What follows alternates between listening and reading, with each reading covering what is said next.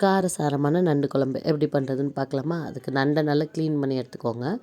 பேனில் ஆயில் விட்டுட்டு சோம்பு, சீரகம், ஒரு 10 பல் பூண்டு, அதுக்கப்புறமா ஒரு பெரிய வெங்காயம், அதுக்கப்புறம் 2 டேபிள் ஸ்பூன் மிளகு நல்லா ஆட் பண்ணி அதை நல்லா வதக்கிக்கோங்க.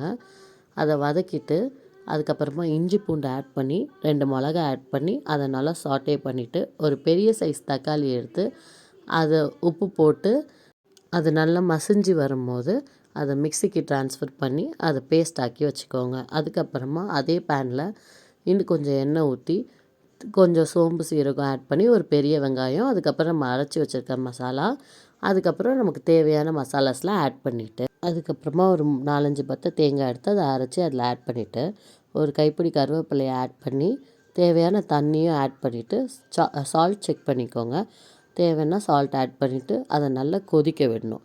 கொதிக்க விட்டுட்டு நம்மளோட நண்டை அதில் ஆட் பண்ணி ஒரு லிட்டு போட்டு ஒரு 5 to 7 மினிட்ஸ் க்ளோஸ் பண்ணி எடுத்தோன்னா நம்ம நண்டு கிரேவி செம்மையாக ரெடி ஆயிடுச்சு. ட்ரை பண்ணி பாருங்கள். கண்டிப்பாக திரும்ப திரும்ப செய்வீங்க. தேங்க்யூ.